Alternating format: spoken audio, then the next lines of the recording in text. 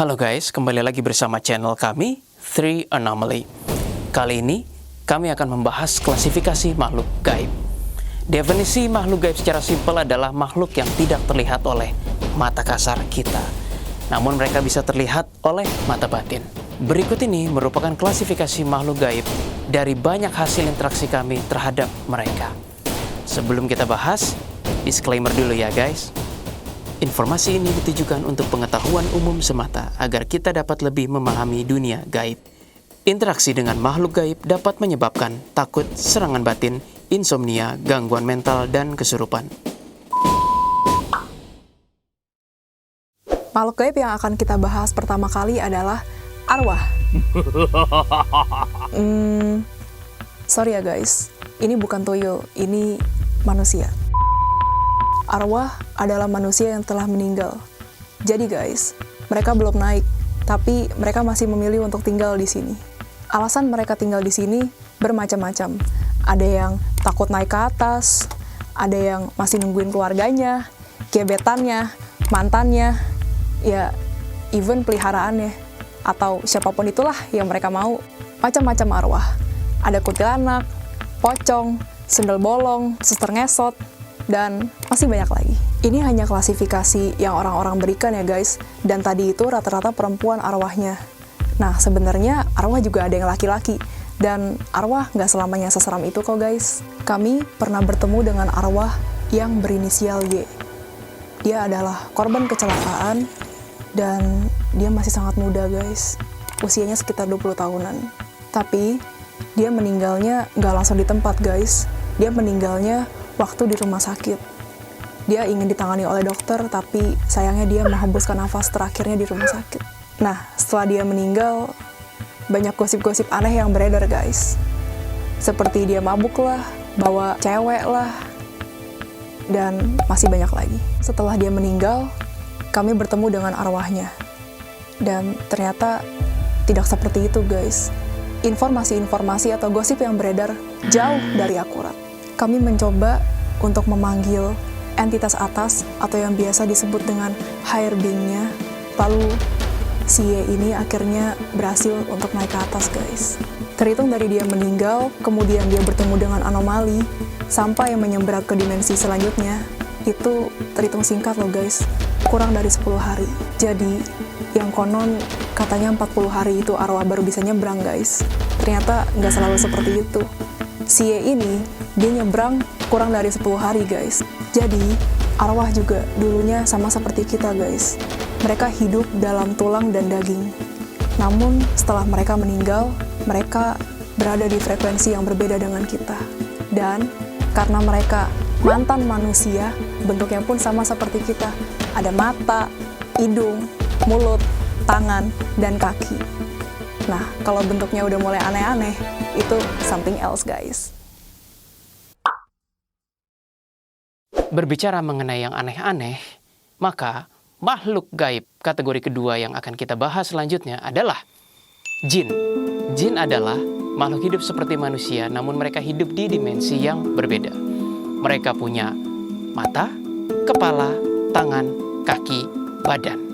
Lengkap seperti kita manusia. Walaupun mereka mirip seperti kita, namun mereka sudah beda desainnya dari sononya, dan mereka juga sudah punya power dari sononya. Mereka bisa melihat arwah, mereka bisa melihat kita, namun kita tidak bisa melihat mereka. Tetapi jin dan manusia hidup di planet bumi yang sama. Dari sekian banyak teman jin kita, mereka klaim bahwa mereka makan, minum, dan juga maksudnya bereproduksi guys. Kalau kata mereka, jin sudah diciptakan jauh sebelum manusia. Jadi sebenarnya mereka klaim bahwa merekalah manusia generasi pertama di planet bumi ini. Mereka menyebut diri mereka, kamilah manusia. Namun disebut oleh kita manusia jin, nggak jelek kedengerannya. Itu kata mereka loh ya guys. Banyak dari manusia yang menggunakan jasa jin. Seperti santet, pelet, minta kekayaan, ketenaran, kekuasaan, kekebalan, dan sebagainya. Tapi ingat, berbayar ya guys, nggak ada yang free. Pipis aja bayar 2.000, apalagi sama mereka. Bayarannya pun bermacam-macam. mulai dari ritual mistis, nyawa si pemohon, hingga rezeki si pemohon yang diambil ataupun tidak mendapat rezeki sama sekali. Dari sekian banyak kasus yang kami temui, ada satu jin yang bernama Salman. Jadi ceritanya, ada sepasang suami istri yang sudah cukup tua usianya, mereka menikah sudah cukup lama. Saat itu, istrinya menyantet suaminya menggunakan jasa Salman. Tujuannya adalah supaya sang suami nunduk, manut, nurut, pokoknya nggak bisa ngapa-ngapain. Istrinya bilang ini, suaminya akan iya. Akhirnya, sang pria atau sang suami kena magicnya Salman. Sehingga pria idaman lain yang sedang bersama istrinya tersebut masuk kamar dan sang suami tidak tahu itu siapa. Bahkan anaknya nanya, "Yah, itu kok ada laki-laki dibiarkan masuk ke kamar?" Lalu ayahnya jawab apa guys? Ayahnya hanya menjawab, bukan siapa-siapa. Itu mungkin supir yang kamu lihat. Jadi matanya seperti ditutup guys. Dia tidak tahu itu siapa, itulah kekuatan magic Salman, sang jin tersebut. Lalu bagaimana dengan bayaran yang diminta oleh Salman? Salman meminta nyawa sang istri tersebut. Begitu kontraknya selesai, Salman akan langsung mencabut nyawa istri tersebut. Yes, alias kita tidak akan pernah tahu apa yang terjadi dengan arwah istri tersebut. Berikutnya, makhluk gaib ketiga adalah malaikat dan iblis. Pembahasan kali ini lebih serius ya guys.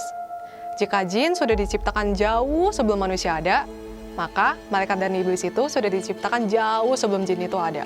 Mereka itu diciptakan di luar penalaran manusia. Diciptakan langsung oleh Tuhan sebelum dunia itu terbentuk. Mereka mempunyai power yang sangat amat besar, dan malaikat itu bekerja di bawah Tuhan langsung. Legenda-legenda yang pernah kita dengar itu ternyata ada benarnya loh guys, seperti contohnya malaikat jatuh atau fallen angel dalam bahasa Inggrisnya. Jadi, fallen angel dan iblis itu berbeda ya guys. Jadi, jangan salah paham ya. Memang ada ciptaan Tuhan yang bernama iblis, dan Tuhan memang menciptakan iblis untuk tujuan tertentu. Berbeda dengan malaikat jatuh belum tentu menjadi iblis. Ada malaikat jatuh yang memilih untuk menjadi iblis, tetapi ada juga malaikat jatuh yang memilih untuk pulang ke tempat Tuhan. Pada suatu kesempatan, kami pernah berkenalan dengan malaikat jatuh. Nah, dari malaikat jatuh tersebutlah kami mendapatkan beberapa kenalan malaikat lainnya. Kalau iblis, kami tidak banyak berkenalan dengan iblis sih, karena kami takut guys. Itu iblis loh. Are you kidding me? Are you kidding me? Pernah pada suatu kasus, kami berhadapan dengan orang yang disantet oleh iblis. Orang tersebut berinisial F, dan nama iblis tersebut adalah Astaroth. Tapi guys, banyak ya nama Astaroth di luar sana. Layaknya seperti nama saya, Aileen, juga banyak orang di luar sana yang memiliki nama Aileen. Astaroth saat itu sedang bertugas untuk mencelakakan dan membunuh si F. Untungnya si F itu rajin berdoa guys. Sekuat apapun itu iblis, tetap tidak ada yang dapat melampaui Tuhan. Jadi, jangan lupa berdoa ya guys. Kategori terakhir, makhluk gaib yang sebenarnya tidak bisa dikatakan makhluk gaib, yang akan kami bahas, yaitu higher being. Mereka sebenarnya adalah utusan Tuhan yang ditugaskan untuk membina setiap dari 7 miliar manusia di muka bumi ini. Betapa istimewanya kita sebagai manusia yang hidup di planet bumi ini. Dulunya higher being adalah manusia seperti kita juga guys. Namun mereka sudah mencapai kematangan yang sangat amat advance, sehingga mereka dipilih oleh Tuhan untuk membimbing kita yang masih bernafas dan hidup. Ada beberapa istilah yang sering kami gunakan untuk menyebut panggilan mereka. Seperti dari entitas pembimbing, roh pembimbing, thought adjuster, roh kudus, Holy Spirit, ataupun higher being. Kami pernah membahasnya di episode 5 podcast Anomali. So bagaimana guys? Apakah kami perlu membahasnya kembali higher being di YouTube kami? Ataukah teman-teman ingin mendengarkan kisah supranatural dan spiritual lainnya? Please komen di kolom di bawah ini. Kira-kira segitu dulu klasifikasi makhluk gaib secara garis besar ya guys. Sebagai penutup, jangan meminta jasa dari jin atau iblis. Dengarkan higher being masing-masing dan jangan lupa berdoa. Salam kasih, salam anomali.